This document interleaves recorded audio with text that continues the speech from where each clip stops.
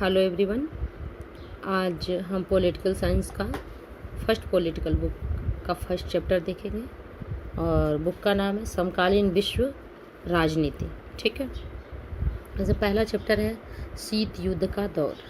तो बात ये आती है शीत युद्ध का मतलब क्या होता है। तो देखिए यहाँ लिखा है शीत युद्ध का अर्थ होता है कि जब दो या दो से अधिक देशों के बीच ऐसी स्थिति बन जाए कि लगे युद्ध होकर रहेगा परंतु वास्तव में युद्ध होता नहीं है, उसे ही हम क्या कहते हैं, शीत युद्ध कहते हैं।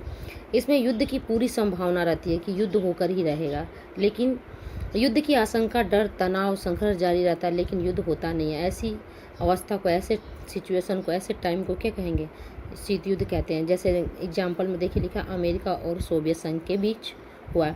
ऐसा नहीं कि अमेरिका और सोवियत संघ रूस के बीच में ही ऐसा हुआ, कई बार ऐसा होता है कि कभी कभी लगता है, भारत और पाकिस्तान का एग्जाम्पल ले लीजिए, कभी कभी तो ऐसा ही लगता है कि भारत और पाकिस्तान में युद्ध हो जाता है कि होगा ही होगा और वो युद्ध होता नहीं है, तो उसे ही हम क्या कहते हैं, शीत युद्ध बोलते हैं। ठीक है,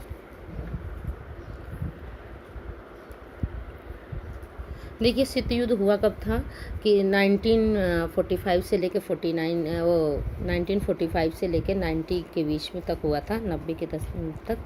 ठीक है, इसमें हम देखेंगे कि शीत युद्ध में विचारधाराओं की लड़ाई से आप क्या समझते हैं। इसको देखिए क्वेश्चन के अनुसार मैंने बना दिया है, तो क्वेश्चन के अकॉर्डिंग ही समझ लेंगे इसको, क्योंकि बीच बीच से क्वेश्चन था तो मैंने उसको क्वेश्चन के अकॉर्डिंग ही आंसर को बना दिया। ठीक है, देखिए शीत युद्ध में विचारधाराओं की लड़ाई से आप क्या समझते हैं। विचारधारा क्या होती है, सच में ये मतलब एक तरह से शस्त्र अस्त्र से लड़ाई नहीं, विचारधाराओं की लड़ाई थी। अमेरिका और सोवियत संघ के बीच विचारधाराओं की लड़ाई से तात्पर्य है कि दुनिया में आर्थिक सामाजिक जीवन को सूत्रबद्ध करने का सबसे अच्छा तरीका कौन सा है। ठीक है ना, सूत्रबद्ध करने का मतलब एकजुटता करने का, सूत्रबद्ध करने का मतलब एकजुट में बांधने का सबसे अच्छा तरीका कौन सा है। अमेरिका ऐसा मानता था कि पूंजीवादी व्यवस्था दुनिया भर में बेहतर है। अमेरिका हमेशा सपोर्ट किया पूंजीवादी का और पूंजीवादी ही धारा को अपनाता है। लेकिन रूस क्या कहा, रूस ने कहा नहीं, सोवियत संघ रूस का ये था समाजवादी धारा के अकॉर्डिंग। देखिए लिखा सोवियत संघ समाजवादी साम्यवादी अर्थव्यवस्था को बेहतर माना। जैसे देखते हैं जिसमें गवर्नमेंट का ही अधिकार हो, समाजवादी का मतलब। अब पूंजीवाद का मतलब हर एक चीज़ प्राइवेट हो। ठीक है, पूंजीवाद सरकार का हस्तक्षेप कम होता है। पूंजीवाद में देखिए क्या लिखा है, सरकार का क्या होता है, हस्तक्षेप कम होता है, मतलब हर एक चीज़ों पर सरकार का हस्तक्षेप नहीं होता, चाहे वो व्यापार हो, चाहे निजी व्यवस्था, मतलब व्यापार से हो, चाहे निजी व्यवसाय हो, उस पर सरकार का हस्तक्षेप नहीं होता है। समाजवाद में क्या है, अब देखिए समाजवाद में क्या है, समाजवाद में है कि सारी व्यवस्था सरकार के हाथ, निजी व्यवस्था का विरोध होता है। इसमें क्या होता है, सब कुछ सरकार के अंतर्गत होता है। इसका एग्जाम्पल ऐसे ले सकते हैं, जैसे देखिए हमारे भारत में भी शुरू में क्या हुआ था, समाजवादी ही था कंसेप्ट, उसका भी देखा जाए अगर देश का, क्योंकि हर एक चीज़ क्या था, गवर्नमेंटेड था, लोगों के जॉब गवर्नमेंटेड, स्कूल गवर्नमेंटेड, हॉस्पिटल गवर्नमेंटेड, हर एक चीज़ क्या था, गवर्नमेंटेड था। ठीक है ना, प्राइवेट चीज़ें नहीं होती थी, जो कुछ सब गवर्नमेंट के अंदर होता था और उसके अकॉर्डिंग व्यवस्था चलती थी। लेकिन धीरे धीरे करके जब भारत की जो अर्थव्यवस्था कुछ मतलब एक तरह से कहा जाए उतनी अच्छी नहीं रही, तो फिर उसको मिश्रित अर्थव्यवस्था को अपनाना पड़ा। आपने पॉलिटिकल साइंस के सेकेंड बुक में आपने पढ़ा भी है, उसको बताया भी है मैंने कि भारत कौन सी व्यवस्था अपनाता है, मिश्रित अर्थव्यवस्था, मतलब पूंजीवाद का भी है और समाजवाद का भी, दोनों व्यवस्थाएं हैं। जैसे देख लीजिए हमारे स्कूल भी गवर्नमेंट स्कूल भी है और प्राइवेट स्कूल भी है। जैसे हॉस्पिटल भी क्या है, गवर्नमेंट भी है और प्राइवेट भी है। तो मिश्रित अर्थव्यवस्था भारत अपनाता है। अब आते हैं शीत युद्ध का कारण, कि शीत युद्ध का क्या रीजन था कि जो हम सोवियत संघ, रूस और अमेरिका के बीच में देखते हैं। तो लिखा है कि दोनों महाशक्तियाँ एक दूसरे के विरोध में खड़ी हुई। कब, दूसरे विश्व युद्ध के बाद। ठीक है, जब एक दूसरे के मुकाबले में खड़ी हो गई तब उनके बीच हथियारों की होड़ शुरू हो गई और यही घटनाएं शीत युद्ध का कारण बनी।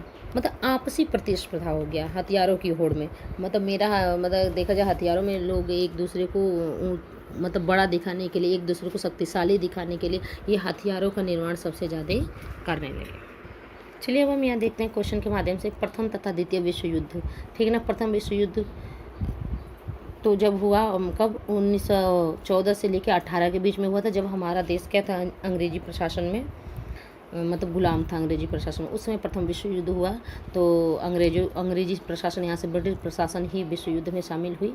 और यहाँ पे देखिए जब दूसरा विश्व युद्ध हुआ तो दिया है 1939 से लेकर 45 के बीच में। तो अभी 45 में भी अगर हम देखा जाए तो क्या थे, आज़ाद नहीं थे, क्योंकि हमारा जो आज़ादी हुआ मिला है वो 1947 में हुआ है। तो देखिए उस समय जब द्वितीय विश्व युद्ध चल रहा था तो कौन संघ किसके किसके साथ था। देखिए अमेरिका, फ्रांस और ब्रिटेन और सोवियत संघ ये एक गुट था, और दूसरा गुट क्या था, जर्मनी, जापान और इटली, ये दूसरा गुट था जिसने विश्व युद्ध इन दोनों के बीच में देखा जाए हुआ था कि ये दो महाशक्ति गुट बन गया था। और एक था अमेरिका, फ्रांस, ब्रिटेन का गुट सोवियत संघ का, और दूसरा था जर्मनी, जापान और इटली का। तो ये दिया है आपका 1-2 नंबर में ये क्वेश्चन पूछ लिया, द्वितीय विश्व युद्ध में कौन कौन संघ एक साथ शामिल थे, ठीक है ना, कौन कौन देश थे जो एक गुट में बने हुए थे। तो देखिए जर्मनी, जापान, इटली एक में था, और अमेरिका, फ्रांस, ब्रिटेन और सोवियत संघ एक में था। तो ब्रिटेन की वजह से हम भी उसी में आ गए। तो पूरे वर्ल्ड में ही विश्व युद्ध था जिसका नाम है विश्व युद्ध। चलिए ठीक है, आगे हम क्वेश्चन देखते हैं। अमेरिका ने जापान पर परमाणु बम कब गिराया। अमेरिका ने उसी द्वितीय विश्व युद्ध में ही जापान पे क्या किया था, परमाणु बम गिराया था। देखिए आंसर का, अमेरिका ने अगस्त 1945 में जापान के 2 शहर हिरोशिमा और नागासाकी पर क्या किया था, परमाणु बम गिराए थे। बमों का कोड नाम क्या था, लिटिल बॉय, और दूसरे का नाम था फैट मैन। बमों की क्षमता क्या थी, 15 से 21 किलोटन था। तो जब अमेरिका ने जापान पे बम गिरा दिया, परमाणु बम, और काफ़ी नुकसान हुआ, क्षति हुआ, तो इसका क्या किया, लोगों ने विरोध किया। हर एक देश पे क्या हुआ, अमेरिका का सभी ने विरोध किया।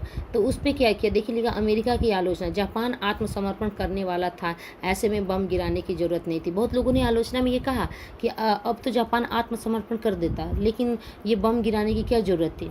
तो अमेरिका ने अपने बचाव में क्या कहा, देखा अमेरिका ने अपने पक्ष में क्या कहा, हम यह चाहते थे कि द्वितीय विश्व युद्ध जल्दी से क्या हो जाए, समाप्त हो जाए, ख़त्म हो जाए, आगे का नुकसान ना हो। लेकिन कहा जाता था कि अमेरिका का उद्देश्य कुछ और ही था। देखिए हमले के पीछे अमेरिका का उद्देश्य, तो हम ये देख रहे हैं कि उसका उद्देश्य क्या था। या अमेरिका सोवियत संघ को यह बता देना चाहता था या दिखाना चाहता, सोवियत संघ को, क्योंकि उसके टक्कर की सोवियत संघ ही था।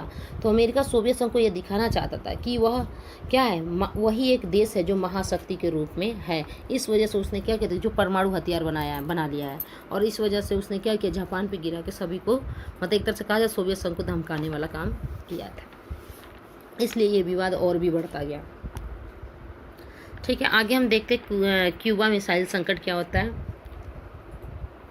क्यूबा, ठीक है, तो क्यूबा एक छोटा सा द्वीपीय देश है। अभी मैप के माध्यम से मैं आपको दिखाऊंगी। तो एक छोटा सा द्वीपीय देश है, मतलब द्वीप है ये छोटा सा, जो कि अमेरिका के तट से लगा है। ठीक है, अमेरिका के किनारे ये बसा हुआ एक छोटा सा द्वीप है। और जो इसके लीडर थे वो कौन थे, फिदेल कास्ट्रो थे।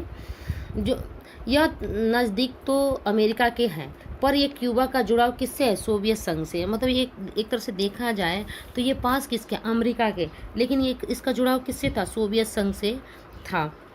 सोवियत संघ क्यूबा को कूटनैतिक वित्तीय सहायता देता था। मतलब कुछ रीजन से, मतलब इससे इसका संपर्क था। तो कुछ अगर भाई व्यवसाय, व्यापार या जो भी हो, उसका ये क्या करता था, सपोर्ट। जैसे चाइना सपोर्ट करता है किसका, जापान का, उसका भी कूटनैतिक बातें होती हैं, कूटनैतिक बातें पर वो सपोर्ट करता है। सोवियत संघ के नेता निकिता क्रुश्चेव ने तय किया कि क्यूबा को रूस के सैनिक अड्डों के रूप में बदल दें। मतलब उसको उन्होंने ये सोचा, किसने, निकिता क्रुश्चेव ने। कहाँ के लीडर थे, सोवियत संघ के। तो सोवियत संघ के ये लीडर थे, और उन्होंने ये सोचा कि अगर इसको क्या बना लिया, सैनिक अड्डा बना लिया जाए, तो शायद हो सके अमेरिका को हम क्या सकते, दबदबा बना सकते हैं।